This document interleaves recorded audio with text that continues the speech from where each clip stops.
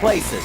He proceeded to tell me that he would purchase a gun later that week and plan on calling us back. And not enough protection. See why Peel paramedics want answers. Also, the hottest pickup trend from LA hits TO. Looking at us right now. Wing girls help guys break the ice. Women want to be noticed by this guy who's with other women. But do these bar tactics really work?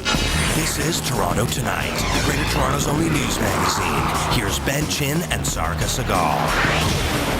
Good evening, everyone. This is Toronto Tonight for Thursday, June the 30th. Thanks for joining us. Well, Live 8 is shaping up to be the event of the summer, but can the musical bash achieve its altruistic purpose? Here's Michael Serapio with your essential need-to-know guide. Michael.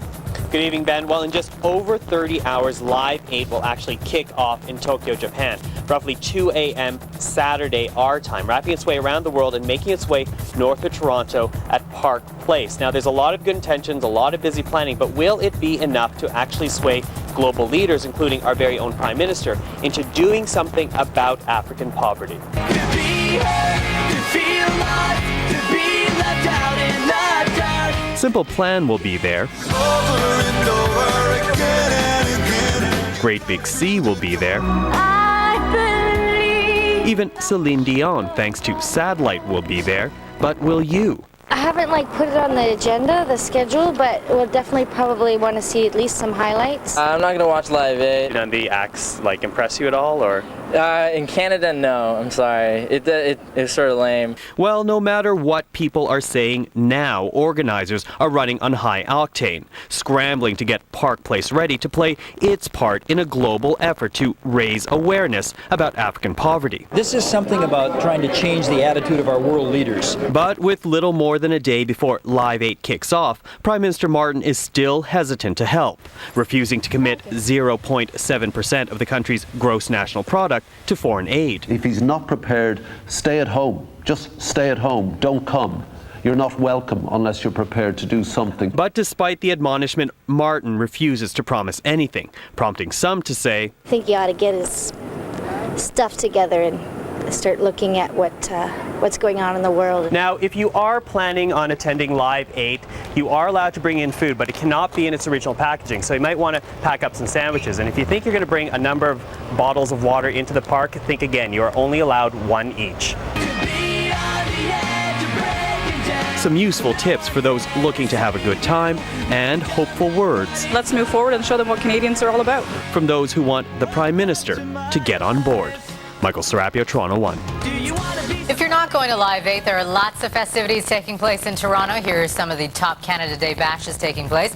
Ontario Place will light up the waterfront with a Canada-themed fireworks display. Musical performances start at 10:30. Tour boats departing from the Harbourfront Centre will host extravagant shows. There will also be a carnival starting at 2 p.m. And Ashbridges Bay will have fireworks at 10 p.m. Barbecue, fireworks, and orchestra at Bayview Village. There will be a 21-gun salute at Queen's Park at noon, followed by free children's entertainment.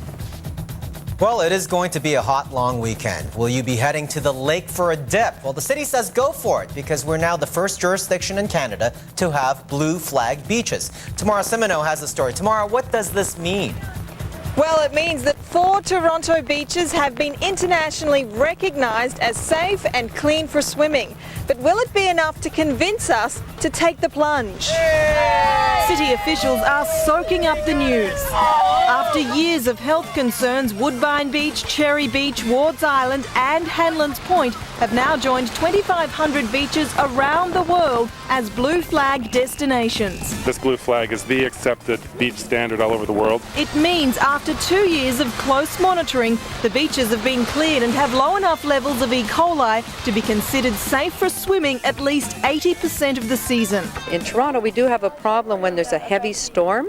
Our beaches often aren't swimmable. But other than that, the water is safe and clean. Publicity stunts aside, it's rare to see anyone swimming in this lake. So will the blue flag be able to beat the stigma that this is a sickly swimming spot? It seems like it's dirty and you hear things about Lake Ontario, so just stay away from it, I guess.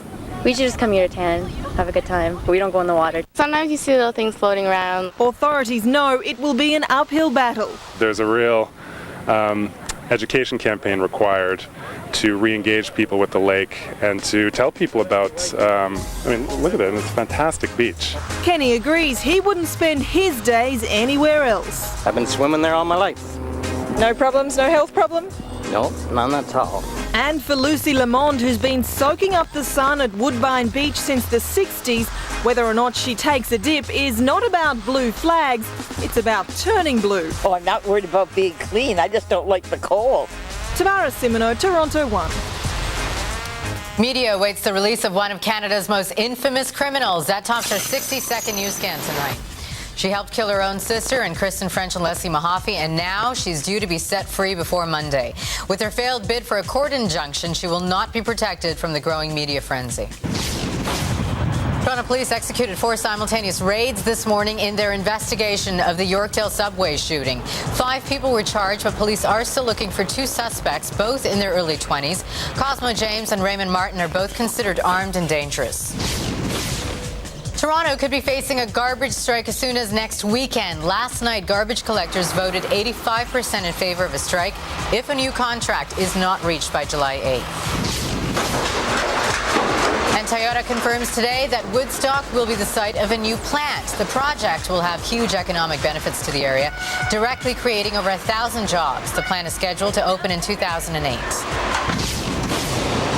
The Toronto-Rochester ferry made its inaugural journey today. The voyage, however, was not without incident, as docking problems delayed passengers from disembarking.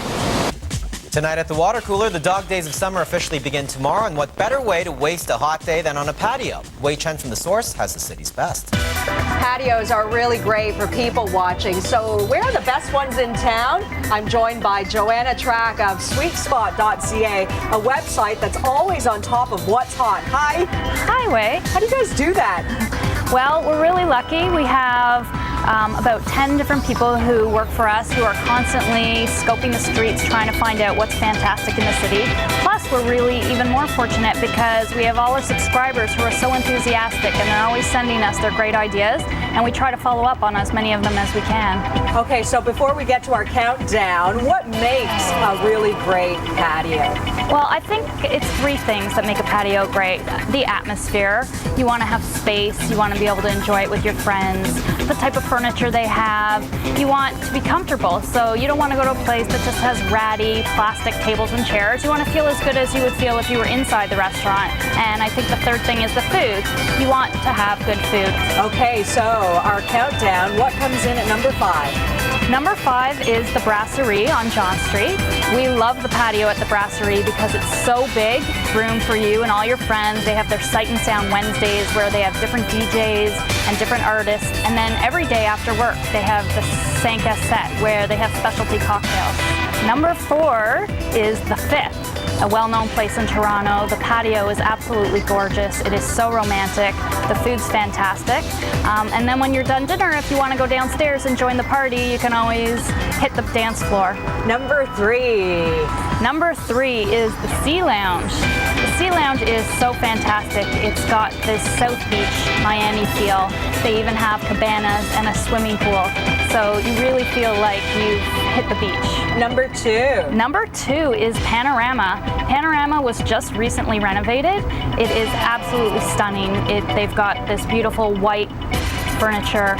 You overlook the entire city. The views are absolutely incredible. Okay, and at number 1, people might be hazarding a guess as to what that might be. Yes, you're right. We are sitting in number 1, which is Adriatico on Dupont Street. As you can see, it is absolutely beautiful. You feel like you've been taken to a different place, the Italian Riviera or the Greek islands. It's a covered patio, so if you plan your romantic evening and it ends up to have a little bit of rain, you can still enjoy the patio here. The ambiance is just perfect, and the food is incredible. The seafood is so fresh. They bring you your choice to your table. You feel like you're in another world. Joanna, thank you. Thank you. From our downtown studios, this is Toronto Tonight with Ben Chin and Sarika Segal. Well, anyone who's seen a paramedic in action knows the job isn't easy, but these days some Peel paramedics are concerned about the unsafe places they're asked to go. Circumstances that can take them beyond the call of duty, situations that could take their lives. Tracy Moore has a special report. After 3 years on the job as a paramedic, the drill has become almost automatic for Craig McCalman. He's racing to a call at a main intersection in Peel region. Turns out it's the end of a fight. One man gets out with an injured wrist. Somebody pushed you, his hand went up. Okay. McCalman's next victim isn't as lucky. Stretcher, Charity. Dead of a heart attack in a Home Depot parking lot, a situation that might rattle some. For McCalman, it's all in a day's work. In fact, for him, today is a good day. I have been spit on, I have been sweared at,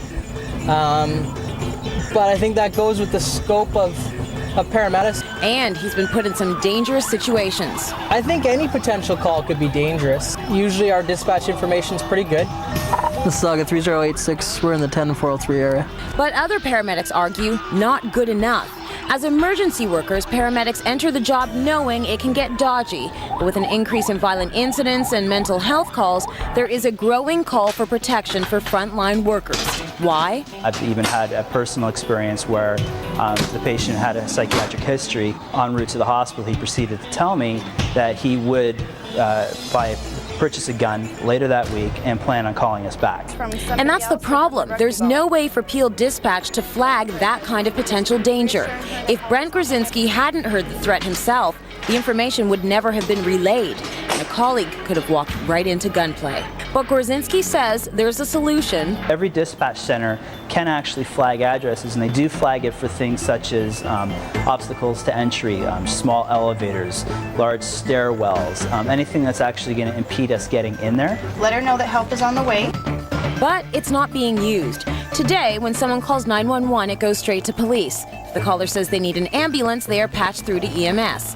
In Peel, the police hang up right away. No waiting for further details, and no indication is given of whether past calls at this address have ever been violent. Now, considering 1 in 7 paramedics are physically or emotionally beaten up on the job, this leaves many paramedics feeling vulnerable. Especially in situations like this one. These two paramedics are on the night shift. They just got a call from a psych patient. No information on what might be waiting for them on the other side of the door. 8300. And again at this house, if this were a situation where someone was waiting with a weapon, these healthcare workers wouldn't know. You could walk into an unknown apartment building and I mean, the situation could change in an instant, and it could be a dangerous situation. So why not just flag potential danger? There's a lot of legalities, there's a lot of moral issues, a lot of ethical issues that are involved in this. That's why it's not going to be a short process by any means. Like who will update files and keep track when a dangerous address holder moves. There are also internal politics. Most Peel paramedics agree flags are needed, but not everyone agrees with how to go about doing it. That's why it could take years before a flagging system ever works. In the meantime, McCalman does the best he can to protect himself.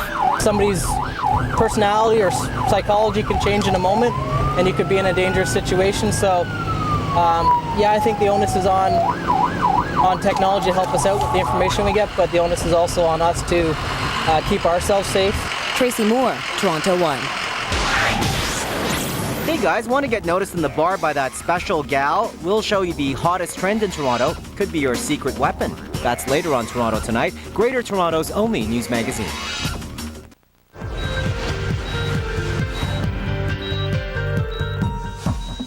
It's time now for medical news, and Marcia joins us now with that. Marcia. Thanks very much, Sarika. Well, are you looking to get in shape in a hurry? Tonight, we compare two popular pieces of gym equipment to see which one will get you faster results.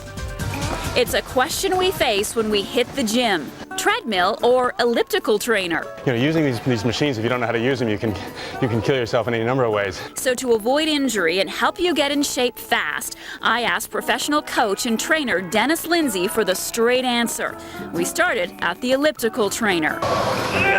Okay, so there's backwards and forwards. This machine is supposed to mimic the motion of walking. The benefits, no impact on your joints, and you're moving your arms. So it's a better workout, right? The arms are really just going through the pattern.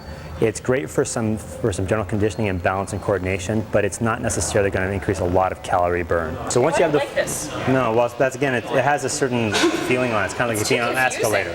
Super fit people are a great inspiration, like Mary Lee Horbay. What's her secret? Treadmill, walking, running, and weights. Yeah, have to have weights.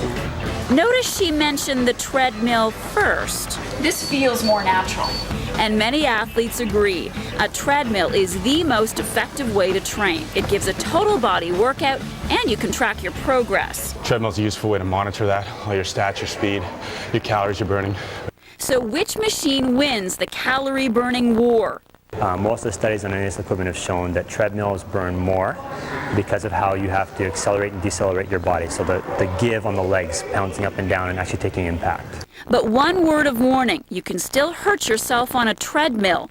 The best advice, learn to walk before you run.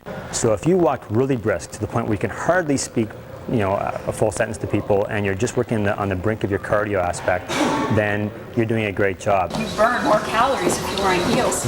Well, that could very well be. I don't know personally, but it's possible. You might burn more wearing heels. Has anyone ever worn high heels on one of your treadmills? You're the first.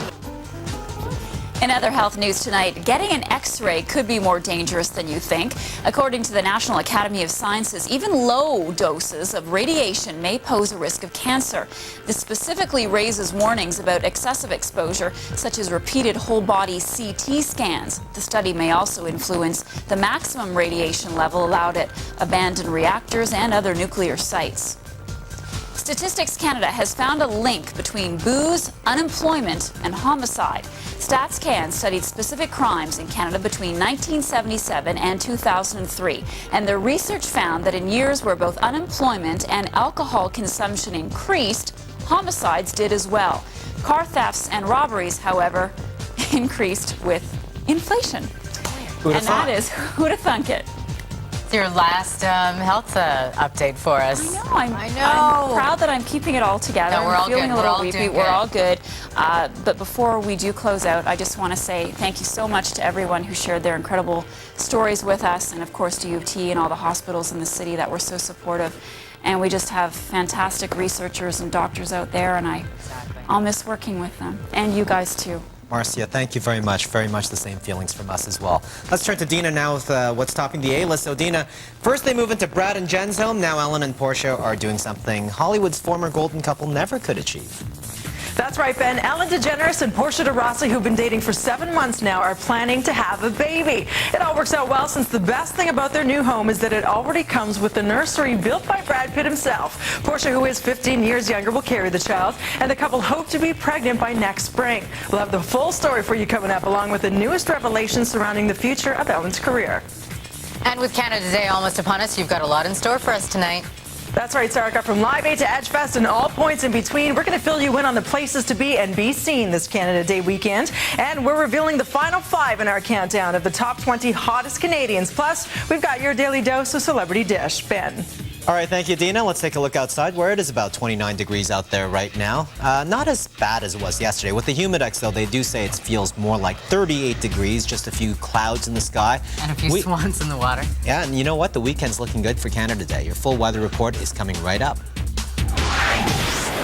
Hit the dating scene and face the competition, but now there's a hot new service available in TO. Guys, this could be your chance to break the ice. And ladies, you won't want to miss these tactics. That's next on Toronto Tonight, Greater Toronto's only news magazine. All right, time to take a quick look at our weather now for your Canada Day weekend, and things are looking pretty good. 27 degrees tomorrow, 15 is the low, and then pretty good sunshine through the weekend. Take a look at the long-term forecast now, and temperatures are going to dip slightly only to about 24 and then back up to about 29, 30. Well, guys, it can be tough trying to meet that special girl when you're at the bar, so we have a hot new service that can help you cut through the competition. And ladies, you don't want to be taken for a fool when you get swarmed by the wing girls. Sandra Benjamin explains. It's early Friday evening and the party at this nightclub hasn't even started, but Curtis is already surrounded by women. He looks like a real ladies' man, but looks can be deceiving. That's Curtis just 30 minutes ago, trying to get up his nerve for the night ahead. If I really think someone's attractive, it takes me at least maybe an hour, hour and a half before I can actually go up and say something. So how did he go from shy guy to stud in just half an hour? By calling in the reinforcements. That's what the job of the wing girls is. Their entire night with the client is helping them talk to other women. That's right, those women with Curtis are actually wing girls. They're the hottest trend in New York and LA, and now they've landed in Toronto with companies like Wink Singles, promising to turn guys like Curtis into chick magnets just by being with them. It's kind of that competition kicks in where women want to be noticed by this guy who's with other women. But that's not all. If you see a girl you like, the wing girls will actually pick her up for you. This is my dear friend Robert. It worked on CSI Miami, but will it work for Curtis? You're looking at us right now. Okay, that's good. He's wearing a white top. This girl catches Curtis's eye, but there's a problem. Came in with a guy. Within seconds, the wing girls from Wink Singles swoop in to check it out. Are you guys here for an engagement party? And when it turns out that guy is just a friend, Curtis is called in to join the group. So far, so good, until she leaves. The wing girls aren't worried. Now the door's open. Later on, as the night gets busier, we'll go talk to her. The girls will take care of the guy to make sure he's entertained, he's talking to them, and then you can make your move on the go. And sure enough, she comes back. And with her friends occupied, it doesn't take long for her and Curtis to end up alone. He's asking her a lot about what she does, and she's asking him about what he does. So it's going great. But hold on, remember that casual encounter that started it all? What will she think when she finds out it wasn't so casual? I thought it was like really, really good. If she hadn't done that, I probably would not have been like talking to you guys right now. Looks like the wing girls really work, but help like this doesn't come cheap. For 3 hours with 2 wing girls, it costs $275. And if you think 2 girlfriends could do the job for free, consider this. I think you could do it for the first 10 minutes and okay, it's fine. And then I'm sure his girlfriends are going to want to have a good time on their own. Exactly what Curtis and Magna plan to do next. He seems like a really nice guy. He's into swimming like me and likes watching movies and stuff, so we'll see where it goes. The girls were great. If this turns into something really good, I got no one to thank but them. Sandra Benjamin, Toronto 1. $275 for 3 hours. Can I be a wing girl? Absolutely. Let me just say that this is the final edition of Toronto Tonight. So some of us you'll see popping up elsewhere. Others will be part of the big new changes here at Toronto 1. I just want to thank you for letting us be a part of your supper hour for almost the last 2 years. And you're breaking up with me on air. That's totally low. Yeah. You know what I mean? I'm going to need a wing girl. This is the way I'm doing it, just by telling everybody else. We should say, though, of course, that we have the best of Toronto Tonight on every night for the next 2 weeks. I'm going to miss everybody here. It's been a great crew and a great show, and thanks so much for watching us. Good night, everyone. Good night.